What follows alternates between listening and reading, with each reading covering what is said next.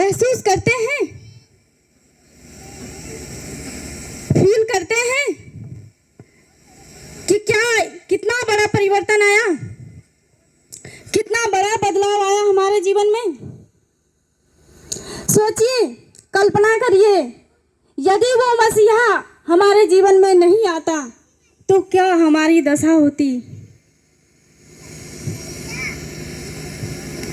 समझ पा रहे हैं क्या हमारी दशा होती। लेकिन क्या हम उनके दिए हुए अधिकारों को, उनके दिए हुए कर्तव्यों को अच्छे से जान रहे हैं, अच्छे से मान रहे हैं। यहाँ बैठे कितने भाई बहन हैं जिनको अपने अधिकार के बारे में जानकारी है? कोई बताना चाहेगा? एनीवन? रहने के लिए हमें कितनी बड़ी हस्तियां अपने जीवन का एक मूल हिस्सा देके चली गई। उस अधिकार के बारे में हमारे पास नॉलेज है? कोई बताना चाहेगा? कोई भी? देखिए, जब तक आप बात नहीं करेंगे हमसे, तब हमको आगे की बातें कैसे पता चलेंगी। हम बताएंगे कि अधिकार क्या है, बट पहले मैं आपसे पूछना चाहती हूँ, इधर से जो लड़कियाँ बैठी हैं, हमारी सिस्टर हैं, माताएं हैं, उन लोग से भी पूछना चाहूँगी, क्या आपको पता है आपके कितने अधिकार हैं? नहीं भी पता है तो रिप्लाई दीजिए। क्या आपको पता है? आज हमारा देश आजाद हुए कितने साल हो गया? संविधान हमें मिले हुए 70-75 साल हो गए, 76 साल हो गए, लेकिन हमें उस संविधान का एक मौलिक अधिकार तक नहीं याद है। हमें उस मौलिक अधिकार के बारे में जानकारी नहीं है। अगर परिवार में किसी एक व्यक्ति को भी जानकारी है तो क्या वो अपने परिवार में इस बात पर डिस्कस करता है, बताता है? क्यों अपने जिम्मेदारियों से आप मुंह मोड़ रहे हैं? क्यों अपने समाज में अंधेरा फैलाने की कोशिश कर रहे हैं? क्या आपकी जिम्मेदारी नहीं है कि आप अपने परिवार को, अपने समाज को जागरूक करने की कोशिश करें, उन्हें आगाह करें? अगर आपके पास अधिकार की नॉलेज नहीं है, अपने कर्तव्य का नॉलेज नहीं है, तो जाहिर सी बात है कि आप सताए जाएंगे। क्या मैं सही कह रही हूँ? सही कह रही हूँ मैं कि अगर आपको अधिकार के बारे में नॉलेज नहीं है, अपने फर्ज के बारे में नॉलेज नहीं है, तो क्या आप कहीं भी सताए नहीं जाएंगे? तो जब आप अपना मूल ही नहीं जान रहे हैं, तो फिर कैसे हम मान लें कि विकास हो रहा है? कैसे हम मान लें कि शिक्षा का सही प्रयोग हो रहा है? ये बहुत निंदनीय बात है। 75-76 साल हो गए, लेकिन हमें अधिकार के बारे में नॉलेज नहीं है। ऐसा नहीं है कि आपके पास स्रोत नहीं है, आपके पास सोर्स नहीं है कि हम कहाँ से प्राप्त करें, बट आपको डिसीजन नहीं ले पा रहे हैं कि हमें किस रास्ते पे सही लगेगा, किस रास्ते पे गलत रहेगा। जो आज के पेरेंट्स, जो आज के माता पिता हैं, उनको बस ये है कि हम किसी तरह बच्चे को पढ़ा लिखा दे रहे हैं, उसके लिए पैसा अर्न कर ले रहे हैं, किसी तरह सुविधा प्रोवाइड करवा दे रहे हैं, बस मेरी जिम्मेदारी है। क्या सिर्फ यही जिम्मेदारी है? जिम्मेदारी का सबसे मूल पहलू है कि आप अपने बच्चे को सही जानकारी दीजिए और सही संस्कार दीजिए। अच्छा, जितने लोग बुजुर्ग हो चुके हैं, तो क्या उनके माता पिता इसी तरह का जीवन जी रहे थे? इसी तरह का जीवन था? अंकल जी आप बताएंगे, माइक दीजिए थोड़ा सा, उनका अनुभव। अंकल जी आप थोड़ा सा अपना अनुभव बताएंगे कि आपके जीवन में आपके माता पिता का क्या रोल रहा है? पीछे पीछे बैठे अंकल जी को भी दे दीजिए।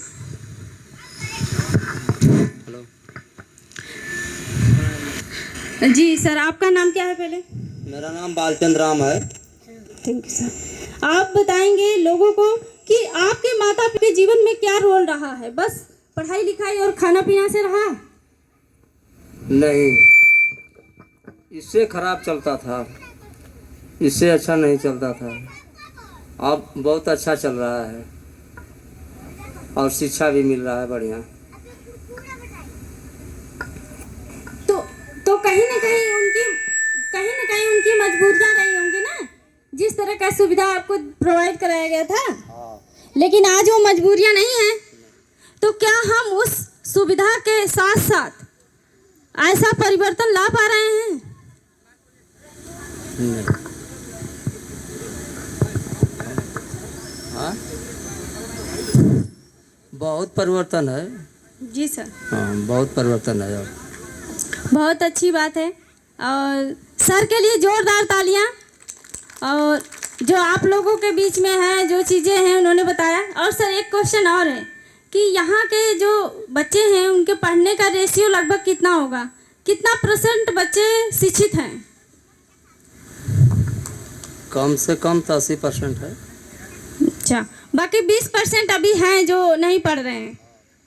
तो क्यों ना हम सब लोग मिल के उन 20% को ध्यान दिया जाए। ठीक है सर? हाँ? अच्छा, ठीक है सर, थैंक यू सर। रह गई है साक्षर, शिक्षित की तो पता है, लेकिन साक्षर भी शायद अब हमको लगता है कि सभी लोग हो चुके हैं। अच्छा, जो 60 से ऊपर की संख्या हाँ, है, समझ रहे हैं। वही हो सकता है साक्षर ना, कि 60 के नीचे सारे लोग साक्षर हैं। अच्छा, आज का सिचुएशन यही है। तो बहुत अच्छी बात है सर।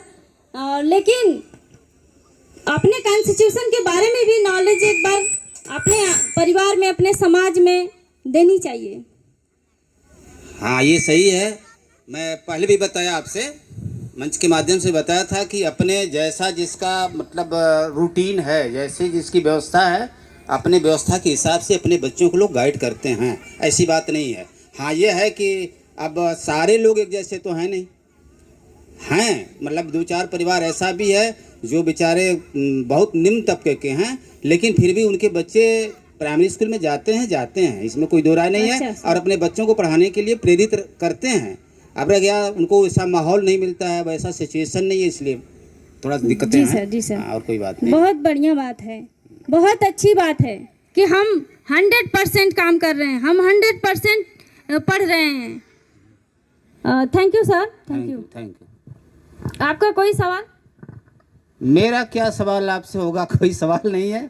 बस इतना है कि मतलब जो आप लोग कार्य कर रहे हैं, बधाई के पात्र हैं। हमारे तरफ से आप लोगों को बहुत बहुत शुभकामनाएं। Thank you sir. और इसी तरह से आप लगे रहें। मैं समझ रहा हूँ कि शायद इस तरह से आप लोग चलते रहेंगे तो निश्चित रूप से कहीं ना कहीं इसका लाभ मिलेगा। और जो आप लोगों ने संविधान की बातें किया, बाबा साहब की बात जो अभी मतलब पर्दे के पीछे आपने किया है, तो वो पर्दे के पीछे किया, उनके कर्मा को लेके आप लोग चल रहे हैं। इसके लिए आप लोग बधाई के पात्र हैं और बहुत बहुत धन्यवाद मेरी तरफ से। आप लोगों का कर्मा आगे जाए, आप लोग आगे सफल हों। बस इसी शुभकामनाओं के साथ मैं पुनः आप लोगों को आशीर्वाद देते हुए जय भीम, जय भारत। जय भीम सर, बहुत बहुत शुक्रिया सर। तो मैं अगला अधिकार की बात कर रही थी। तो हमारे कितने अधिकार हैं? समता और समानता का अधिकार फर्स्ट है। सेकंड है स्वतंत्रता का अधिकार। समता और समानता का अधिकार जिस प्रकार हमें दिया गया है, लेकिन क्या हम उन ऊंचाइयों तक पहुंच पा रहे हैं? कहा गया कि हमें नौकरियों में, जॉब में हर तरह की समानता है, लेकिन हम उतने % जितने % हमारी आबादी है, क्या हम वहाँ पहुँच पा रहे हैं? शायद नहीं। और स्वतंत्रता का अधिकार, जब तक हमें अधिकार के बारे में नहीं मालूम रहेगा, तब तक हम किसी से अपने अधिकार को छीन नहीं सकते। और ये सदियों से कहा जाता रहा है कि जब तक आप छीनेंगे नहीं अधिकार को, तब तक मिलेगा नहीं। जब तक आप अपने अधिकार के प्रति जागरूक नहीं रहेंगे, तब तक कोई दूसरा बताने वाला नहीं है। आपके अधिकार को वो छीन सकता है, लेकिन बताएगा नहीं कि यहाँ तुम्हारा अधिकार था। तो आप ज़्यादा से ज़्यादा ये करेंगे कि अपने अधिकार को जानने की कोशिश करेंगे। स्वतंत्रता का अधिकार कहता है कि बोलने और अभिव्यक्ति की स्वतंत्रता है। कहीं भी आपको सभा और संगठन करने की स्वतंत्रता है और कहीं भी आपको यात्रा या भ्रमण करने की स्वतंत्रता है और अपनी आजीविका चलाने के लिए आपको अपने व्यापार में जो भी काम करते हैं उसके लिए स्वतंत्रता है। तो जितने भी स्वतंत्रता आपके पास है उसके बारे में जानिए ताकि कोई अगला आपके अधिकार का हनन ना कर सके, आपके अधिकार को छीन ना सके। और स्वतंत्रता के अधिकार के बात है शोषण के विरुद्ध अधिकार। जब तक आप नहीं जानेंगे कि शोषण क्या होता है, सताया क्या जाता है, सताया कहाँ जाता है, तब तक आप अपने अधिकार की बात नहीं कर सकते हैं। जैसे कि हम कुछ लोग ऐसे भी व्यक्ति होंगे जो प्राइवेट काम करते हैं तो उनका कभी कभी काम पर 8 घंटा से ज़्यादा 12 घंटा काम हो जाता है होता है। तो 12 घंटे काम करने के बाद आपका जो पेमेंट है, आपका जो पैसा है, जो आपने काम ज़्यादा किया है उसका पैसा ज़्यादा मिलना चाहिए। लेकिन वहीं अगर आपको नॉलेज नहीं है कि हमारे काम का जो रेशियो 8 घंटा था उसका पैसा तो मुझे मिला, लेकिन जो मैंने एक्स्ट्रा किया उसका पैसा नहीं मिला, तो यहाँ भी आपको सताया गया, यहाँ भी आपको शोषण किया गया। तो शोषण के विरुद्ध अधिकार, अगर आपका शोषण किया जा रहा है तो आप आवाज़ उठाइए, आप एक संगठन में रहिए, आप एक यूनिटी में रहिए ताकि आपके अधिकार का कोई हनन न कर सके। अगला है शिक्षा का अधिकार। शिक्षा का अधिकार 6 से 14 वर्ष के बच्चे को निःशुल्क शिक्षा दी जाने के लिए एक प्रावधान किया गया है आर्टिकल 21 में। उसके बाद है धर्म एवं संस्कृति की स्वतंत्रता और लास्ट है संवैधानिक उपचारों का अधिकार, जिसको बाबा साहब ने कहा कि ये संविधान की आत्मा है। डॉक्टर BR अम्बेडकर जी ने कहा संविधान की आत्मा आर्टिकल 32 उपचारों का, संवैधानिक उपचारों का सिद्धांत है, जो कहता है कि आपके हर समस्या का मैं समाधान हूँ, आपके हर सवालों का मैं जवाब हूँ। तो ये रही आपके अधिकार की बात। अभी मैं छोटा सा एक स्टोरी सुनाना चाहूँगी। जो मेरे भाई पढ़े लिखे होंगे उनको तो पहले से पता होगी स्टोरी, लेकिन मैं उस स्टोरी के माध्यम से एक छोटा सा जानकारी देना चाहूँगी।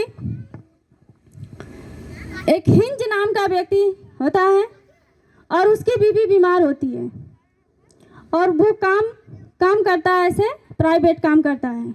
उसकी डेली की दिनचर्या होती है कि कमाना और खाना, ठीक है। तो वो क्या करता है कि एक दिन ऐसे काम पर गया होता है, उसकी बीवी बीमार हो जाती है। तो उसको जानकारी मिलने के बाद वो काम से आता है और कहता है मालिक मुझे पैसा दे दीजिए, हमारी बीवी बीमार है। तो जो मालिक होता है वो कहता है कि तुम्हारा अभी महीना नहीं हुआ है, मैं पैसा नहीं दे पाऊँगा। तो उन्होंने बोला कि मेरी बीवी बीमार है साहब, दे दीजिए नहीं तो वो मर जाएगी।